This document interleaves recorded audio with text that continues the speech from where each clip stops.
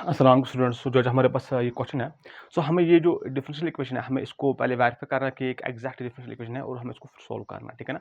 यहाँ पे अगर मैं इसको करूँगा compare, on comparing with M D X plus N D Y equal to 0, clear this M, जो एम है मेरे पास वो तो ये आएगा। एम का जो वैल्यू है वो है 3 प्लस 4xy प्लस 2y²।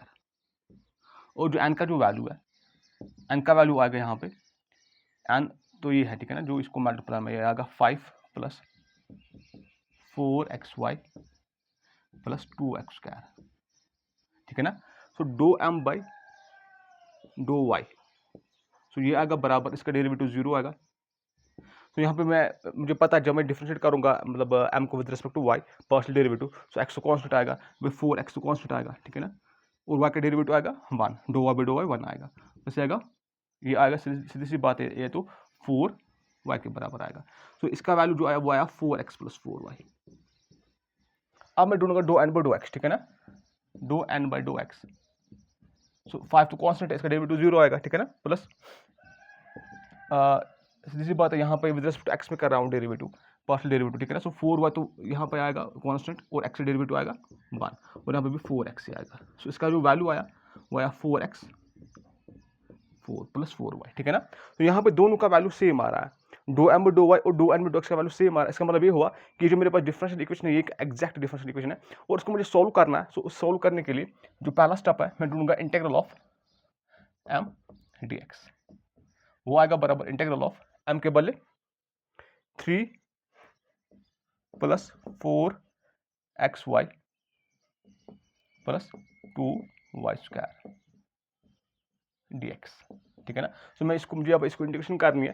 सीधी सी बात है, यहाँ पे जो इसका वैल्यू आएगा, मुझे यहाँ पे y माना है कांस्टेंट, ठीक है ना, y तो मुझे कांस्टेंट ट्रीट करना है, treat y as y is constant. ये इंटीग्रल ऑफ m dx का वैल्यू जो है वो आएगा बराबर 3 की जो इंटीग्रेशन है विद रिस्पेक्ट टू x वो आएगी 3x प्लस 4y तो कांस्टेंट है, ठीक है ना। y जैसे 3 है कांस्टेंट, ऐसे y को भी मुझे कांस्टेंट ही मानना है। जो x की इंटीग्रेशन आएगी वो आएगी x²/2, ठीक है ना, और 2y² भी कांस्टेंट है।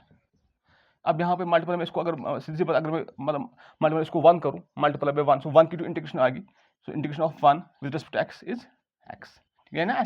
ऐसे इंटीग्रेशन ऑफ 2y² dx, या ऐसे 2y² बाहर इंटीग्रेशन ऑफ 1 dx, वही आएगा 2y² x, ठीक है ना, वो यहाँ पे भी आया।